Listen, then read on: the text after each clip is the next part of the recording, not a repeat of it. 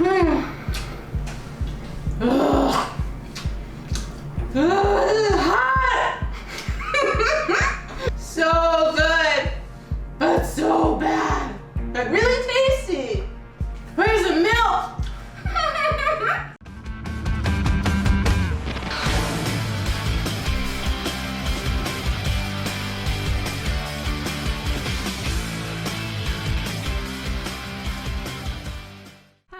Welcome to Yvonne's Tastes of Asia. Every 2 weeks, I'll be showing you how to make my favorite dishes from 10 different parts of Asia so you can see how easy it is to make one of these delicious, authentic dishes right at home.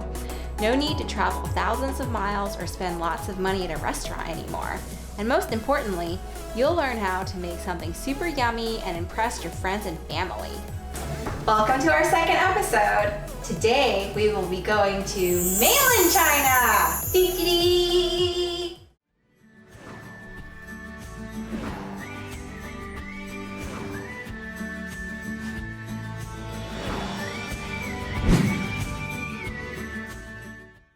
So mainland China is obviously huge, so it was really hard for me to narrow it down to just one dish. But if there were one dish that I crave all the time, constantly, it would most definitely be Dandan Mian, or Dandan Noodles. So Dandan Mian is a really delicious, spicy, complex noodle dish that originates in the Sichuan province of mainland China. Dandan, the name, comes from the poles that vendors on the street used to use to hold the sauces as well as the noodles that would ultimately come together to make this delicious dish. Many different versions of Dandan Mian exist. Today we're going to be making a version that I would not say is necessarily authentic, but it's authentic based on the many versions that I've had. The main thing that you want to do when you're making Dandan Mian is have your entire ingredient list or your mise en place ready to go, because this is a very fast moving recipe. There are 3 parts to it when you put together this dish. There's the noodles, there is the sauce, and then there is the meat topping. So to make dandan noodles, of course we needed the noodles. So these are some fresh wheat noodles that are thin. Then for the sauce, so these are all the sauce ingredients right here.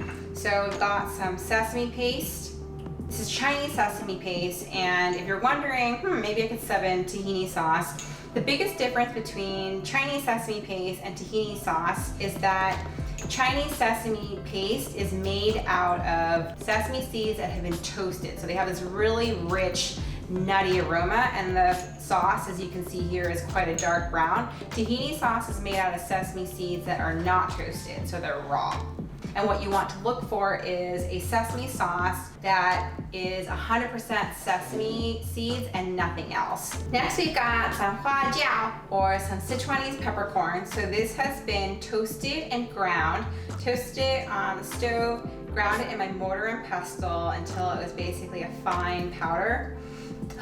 So the thing with Sichuanese peppercorns is when you use them, you want to toast them on the day that you're using them. That way you're maximizing the fragrance as well as maximizing the flavor. And it's very citrusy, it's very florally, and it's just really, really distinct.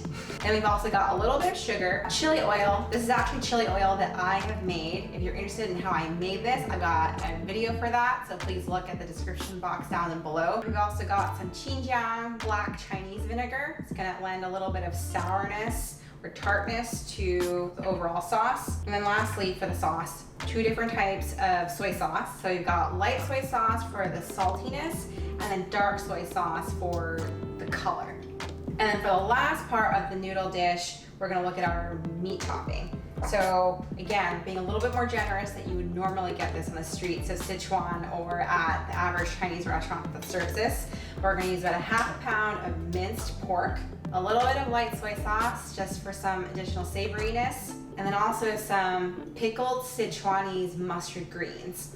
So this is one of my very favorite ingredients to use. It just adds a little bit of pop to pretty much every dish that you'll ever use it in. The way that you can find this at Asian grocery stores is in this little packet. It's gonna say S1E2 ya cai. So ya cai is how you say this in Chinese. And S1E2 means crushed rice, because that's basically what this vegetable resembles once it's been packeted. They are fermented, they are pickled, so they are sweet, they are sour, they are salty, and they're super umami. And lastly, as garnish, we've got some green onions or some scallions. I like to cut these up right before we top it, just so that the scallions stay nice and happy and they don't start wilting. So to start, we're gonna start assembling all of our sauce ingredients. We're just basically gonna dump it into one bowl and mix it up.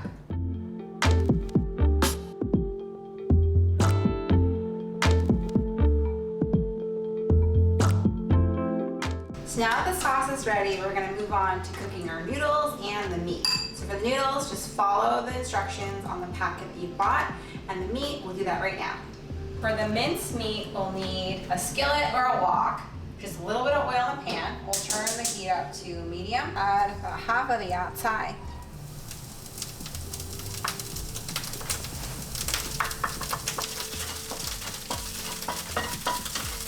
Let that get nice and fragrant. I'll add in the pork. And break up the pork into small pieces. And splash in the soy sauce.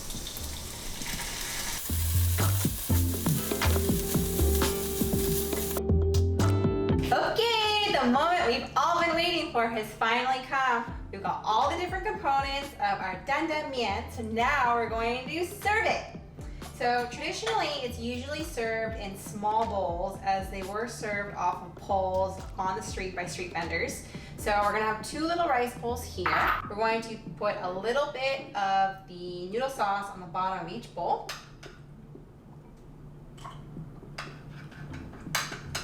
Then we're going to add a little bit of the noodles.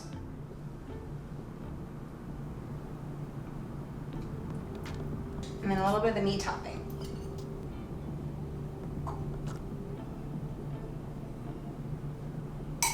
And then for garnish, we've got some extra yat tai, so that pickled Sichuanese mustard green, and a little bit of chopped scallion. And there we go.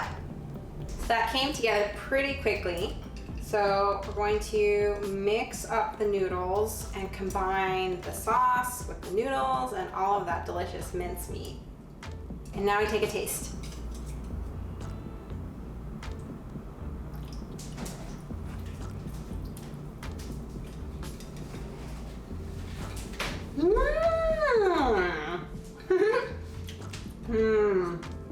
Ooh, it's super spicy. My tongue is totally tingling because of that numbing sensation from those delicious Sichuanese peppercorns we ground up. Just umami, it's savory, it's a little bit tart, spicy, numbing and hot. Definitely one of my all-time favorite dishes. I'm gonna need some water. So we're super simple, super delicious. Definitely worth the little bit of time to make this amazing, amazing dish from Sichuan. So, hasn't that proven to you how simple and easy it is to make an authentic dish from mainland China? So that wraps up the second episode of Yvonne's Taste of Asia, where I show you how to make my very favorite dishes across 10 different regions of Asia. No need to travel thousands of miles or spend tons of money at a restaurant. Now you can make dandan mian right in your own home kitchen. So I hope you found this video educational, and I hope it's inspired you to make this delicious, spicy dish right at home. Thanks again for watching. I really hope that you enjoyed this video, and if you did, please give it a thumbs up. I would love to hear what your all-time favorite noodle dish is that you've ever had. Please make sure to subscribe, and please hit the bell icon to get immediate notifications as soon as I upload my next video. And don't forget, stay tuned for 2 weeks from now when we'll show you another dish from another part of Asia that I really love, as part of Yvonne's Taste of Asia. I wonder where we're gonna go. Thanks again for watching. Hope to see you next time. Bye. Whew.